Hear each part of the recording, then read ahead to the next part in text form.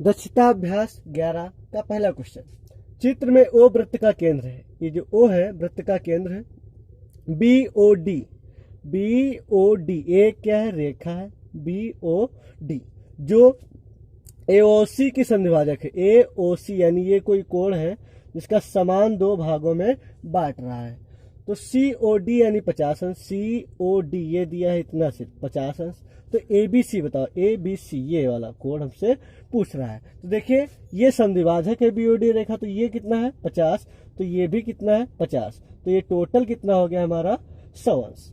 और ये 100 अंश कहाँ पर बना है, केंद्र पर। तो ये 100 अंश केंद्र पर बना है, तो परिध पर ये कितना बनेगा 50 अंश। परिध पर कितना बनेगा 50 अंश, क्योंकि परिध पर बना कोण केंद्र पर बने कोण का आधा होता है। तो हमारा विकल्प नंबर सही होगा पहला। हमसे पूछ रहा था ए बी सी यानी ये पूछ रहा था, तो कितना होगा 50 अंश। Question number second. A B वृत्त की जीवा है, ये क्या है हमारी जीवा है, और बिंदु सी और डी वृत्त पर है। सी और डी कहाँ पर है, वृत्त पर है। यदि ए डी बी यानी 45 अंश, तो ए सी बी बताओ ये कितना होगा। देखिए ये वृत्त की जीवा, ऊपर वाला दीर्घवृत्त खंड है, नीचे वाला लघु वृत्त खंड है। तो ये सी और डी वृत्त खंड में है, दीर्घवृत्त खंड में। तो एक ही वृत्त खंड में बने कोण आपस में बराबर होते हैं। तो डी वाला 45 है, तो सी वाला भी 45 होगा। अतः हमारा विकल्प नंबर थर्ड सही होगा, 45 अंश। Question number third. चित्र में ओ वृत्त का केंद्र है, ये क्या है वृत्त का केंद्र है, और ए ओ बी 60 अंश। ए ओ बी 60 अंश, तो ए डी बी बताओ। ए डी बी यानी हमसे ये वाला कोण पूछ रहा है। देखिए यहाँ पर केंद्र पर कितने का बना है 60 अंश का, तो ये प्रतिवर्ती यानी पूरा होता है 360 का, तो ये ऊपर वाला कितना हो गया 300। अब परिध के दूने या आधे का नियम के अनुसार ये वाला हमारा 150 अंश होगा, क्योंकि ये परिध पर बना कोण है 300, तो ये केंद्र पर बना है कोण 300, परिध पर बना कोण कितना है 150। तो एक केंद्र पर बना कोण परिध पर बने कोण का दूना होता है, यानी 150 का दूना 300 और 300 का आधा 150। तो ए डी बी कितना होगा 150। ये हमारा आंसर हो गया। प्रश्न नंबर 4। चित्र में ओ वृत्त का केंद्र है, ये वृत्त का क्या है केंद्र है। इस पर 3 बिंदु ए बी सी है। यदि ए सी बी यानी ये 40 अंश है, तो ए ओ बी बताइए। ए ओ बी यानी ये बताइए। तो देखिए ए बी द्वारा बना कोण सी है। देखिए ए बी द्वारा ये सी बना है, और ए बी द्वारा ही ये केंद्र पर बना है। एक ही चाप द्वारा बना कोण में क्या संबंध होता है, जो केंद्र पर बना कोण होता है परिध पर बने कोण का दूना होता है, यानी हमारा 80 हो जाएगा। ये कितना हो जाएगा 80 अंश। Question number 5। चित्र में ओ वृत्त का केंद्र है, ये क्या है वृत्त का केंद्र है। वृत्त की दो समान जीवाएं AC और BC खींची गई हैं, यानी ये AC और BC समान जीवाएं हैं। ABC का मान ज्ञात कीजिए। ABC यानी हमसे ये मान पूछ रहा है। तो देखिए जब जीवाएं समान हैं तो इनके द्वारा बने आधार कोण भी समान होंगे, यानी ये कोण और ये कोण समान होगा। अब देखिए ये जो O है क्या है वृत्त का केंद्र है, तो ये हमारा क्या होगा व्यास होगा। व्यास होगा तो ये अर्धवृत्त होगा, नीचे वाला और ऊपर वाला। तो अर्धवृत्त में बना कोण समकोण होता है, समकोण मतलब 90 अंश होता है। तो जब 90 अंश हो गया तो अब ABC एक त्रिभुज है, तो त्रिभुज के तीनों कोणों का 180 होता है। कितना होता है 180, जिसमें से 90 निकल गया, बचा कितना 90। तो 90 अंश को 2 बराबर भागों में बांट देंगे, यानी कितना कितना आ जाएगा हमारा 45 अंश। तो हमारा ABC, तो हमारे कोण ABC इसका मान कितना आ जाएगा 45 अंश। ये हमारा आंसर हो जाएगा। प्रश्न नंबर 6। निम्नांकित वृत्तों में प्रत्येक का केंद्र O है, प्रत्येक में यक्ष का मान ज्ञात कीजिए। हमको यक्ष का मान ज्ञात करना है। तो यहाँ पर पहले चित्र में देखते हैं, यानी पहले सवाल में देखते हैं यक्ष का मान ज्ञात करना है। तो देखिए ये 40 अंश का है, ये जो परिध पर बना है, और केंद्र पर बना कोण क्या होता है परिध पर बने कोण का दूना होता है। तो यहाँ पर यक्ष का मान आ जाएगा हमारा 80 अंश, यानी 40 का दूना कितना हो गया 80 अंश। क्वेश्चन नंबर 2 में देखते हैं। केंद्र पर बना कोण 105 है, और परिध पर बना कोण यक्ष अंश पूछ रहा है हमसे। तो परिध पर बना कोण जो होता है केंद्र पर बने कोण का आधा होता है, यानी ये हो जाएगा 52.5 अंश। ये हमारा आंसर हो जाएगा। क्वेश्चन नंबर 3 में देखते हैं।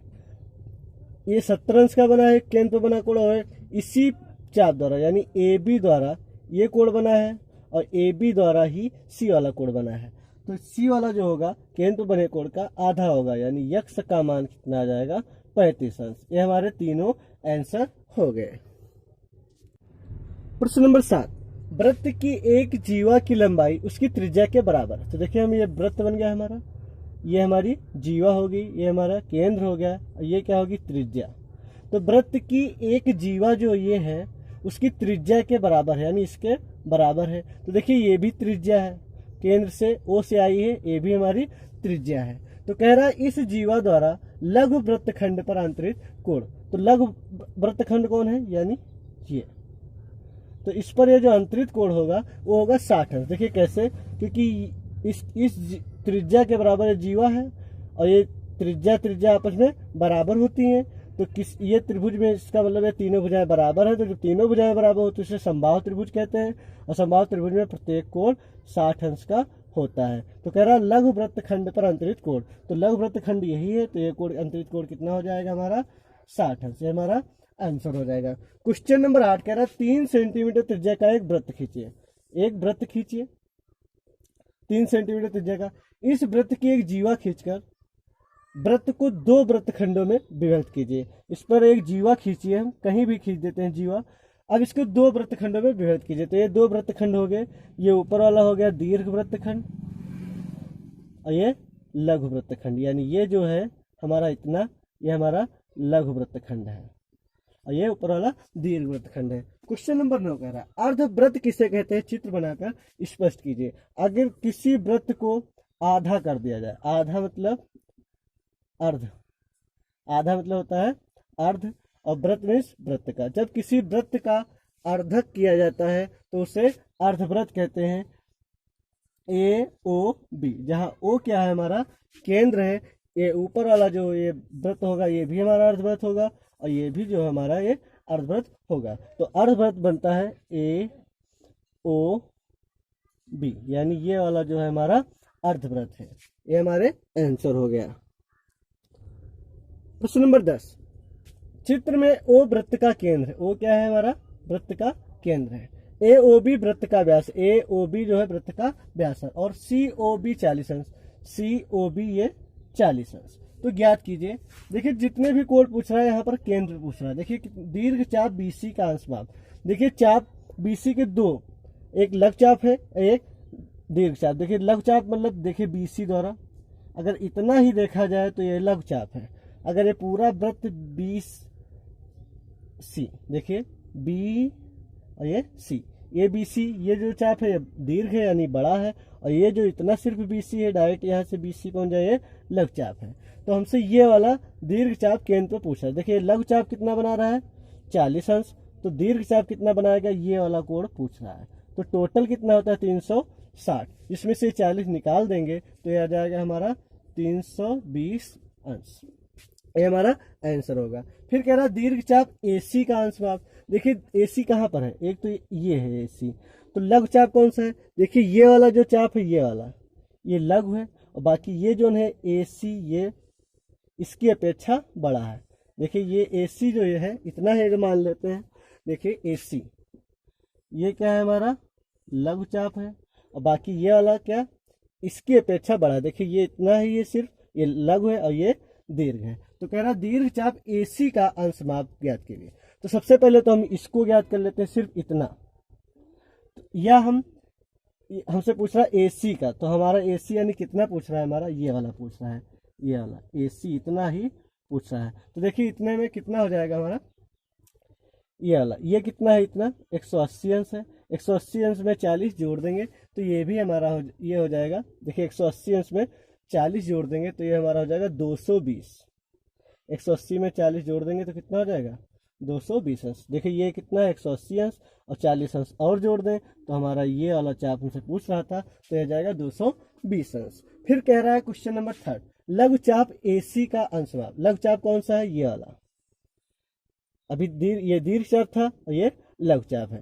तो लघु चाप हमारा ये वाला पूछ रहा है, सिर्फ इतना, तो ये कितना हो जाएगा, ये 40 है और ये कितना होता है, ये 180 होता है। 140 में से 40, 180 में से 40 घटा देंगे तो कितना आ जाएगा हमारा 140 अंश। फिर पॉइंट नंबर 4 कह रहा है ACB का अंश माप। ACB यानी ये वाला पूछ रहा है इतना, तो ये ACB कितना है 180 अंश, 180 अंश, ये हमारे आंसर हो जाएंगे। फिर क्वेश्चन नंबर हमारा नेक्स्ट 11 नंबर क्वेश्चन पूछ रहा है, चित्र में O वृत्त का केंद्र है, O वृत्त का केंद्र है, इसके अंतर्गत एक त्रिभुज ABC बना है, इसके अंतर्गत एक त्रिभुज ABC बना है, यदि ACB 30 अंश, ACB 30 अंश, तो कोण A और कोण B बताना है, यानी कोण A और कोण B। देखिए यहाँ पर कह रहा है O वृत्त का केंद्र है और ये व्यास है, तो इसका मतलब ये अर्धवृत्त है, अर्धवृत्त में बना कोण समकोण होता है, तो ये कितना हो जाएगा 90 अंश, यानी कोण A बराबर हो जाएगा हमारा 90 अंश। तथा अब हमको कोण B पता करना है, तो ये त्रिभुज है ABC जिसके तीनों कोणों का योग कितना होता है 180 अंश, तो ये 90 और 30 कितना हो गया 120, 120 में कितना जोड़े जो 180 हो जाए यानी 60, यानी कोण B हमारा कितना हो जाएगा 60 अंश, ये हमारे आंसर हो गए। प्रश्न नंबर 12, वृत्त की एक जीवा की लंबाई उसकी त्रिज्या के बराबर है, यानी अगर ये वृत्त है और इसकी ये जो जीवा है ये त्रिज्या के क्या है बराबर है, ये क्या है हमारी त्रिज्या है और ये क्या है हमारी जीवा है, इसकी जो एक जीवा है त्रिज्या के बराबर है, तो ये क्या है ये भी त्रिज्या है। देखिए केंद्र से जो आती है परिधि तक वो त्रिज्या होती है, तो त्रिज्या आपस में बराबर होती है और प्रश्न में दिया हुआ है कि जीवा जो है त्रिज्या के बराबर है। इस जीवा द्वारा दीर्घ वृत्त पर अंतरित कोण ज्ञात कीजिए। देखिए अगर यह लघु चाप पर कहता तो ये होता और दीर्घ पर कह रहा है इसका मतलब ये बाहरी है, तो देखिए सबसे पहले ये कितना होगा, तो ये हमारा 60 होगा। देखिए कैसे, जब तीनों भुजाएं बराबर हो, कोई भी त्रिभुज हो, जब तीनों भुजाएं बराबर हो तो उसके तीनों कोण बराबर होंगे, तो तीनों कोण 60-60 अंश के होंगे, क्योंकि टोटल कितना होता है 180 अंश होता है, तो तीनों कोण कितने के होंगे 60। तो ये होगा लघु चाप द्वारा, ये लघु चाप है, इसके द्वारा बनता है कितने का 60 का, और दीर्घ चाप यानी इसके द्वारा ये ऊपर वाला कितना बनना है 300 अंश का, क्योंकि ये टोटल 360 का होता है, जिसमें से 60 घटा देंगे ऊपर वाला बचेगा 300 अंश, यानी इसका आंसर होगा हमारा 300 अंश। अब क्वेश्चन नंबर हमारा 13 नंबर कह रहा है, चित्र में O वृत्त का केंद्र है, O वृत्त का केंद्र यहाँ पर केंद्र है, AAB 30 अंश, AAB यानी 30 130 अंश, और EBC यानी ये वाला सिर्फ 20 अंश है, तो BDA बताइए। देखें BDA यानी ये वाला कोण हमसे पूछ रहा है, तो देखिए यहाँ पर ध्यान रखिए एक ही वृत्तखंड में यानी D वाला और C वाला दोनों एक ही वृत्तखंड में परिधि पर बने हैं, तो एक ही वृत्तखंड में परिधि पर बने कोण आपस में बराबर होते हैं, तो जितना C होगा उतना ही हमारा ये वाला D वाला होगा। तो देखिए C कितना होगा, देखिए ये एक सरल रेखा, ये क्या है हमारी एक सरल रेखा है, कोई भी सरल रेखा तो ये कितने अंश का होता है 180 अंश का, टोटल कितना होता है कोई भी सरल रेखा तो ये कितने अंश का होता है 180 अंश का, जिसमें से 130 अंश नीचे निकल गया तो ऊपर कितना बचा 50 अंश, क्योंकि 130 और 50 कितना हो गया 180 अंश। अब ध्यान रखिए देखो EBC यानी ये वाला हमारा एक क्या ऊपर बनना है एक त्रिभुज बनना है, ये हमारा क्या है त्रिभुज, तो देखिए ये 20 अंश है 50, तो कितना हो गया 20 से 50 70, और किसी भी त्रिभुज यानी ये वाला हमारा जो त्रिभुज है ये वाला किसी भी त्रिभुज चाहे छोटा है बड़ा उसका योग कितना होता है 180, तो ये 50 है ये 20 है, तो ये कितना होगा हमारा 50 भी 70 हो गया, ये होगा 110, यानी कोण C वाला हमारा कितना हो रहा है 110, तो ये भी हमारा कितना होगा 110, यानी कोण BDA बराबर हो जाएगा 110 अंश। अब क्वेश्चन नंबर 14 कह रहा है, चित्र में O वृत्त का केंद्र है, O वृत्त का केंद्र है, ABC 40 अंश, ABC यानी ये कितना है 40 अंश, और CAB 80 अंश, CAB यानी ये वाला कितना है 80 अंश, तो ADB पूछे, ADB यानी हमसे कौन सा कोण पूछ रहा है यहाँ पर D यानी ये वाला, तो देखिए AB एक जीवा है, तो दो वृत्तखंड बना रहे, एक लघु एक दीर्घ वृत्तखंड में D और C दोनों वृत्त मतलब बने हुए हैं, तो जितना C होगा उतना ही D होगा, तो हमारा पूछ कित कौन सा रहा है D वाला पूछ रहा है।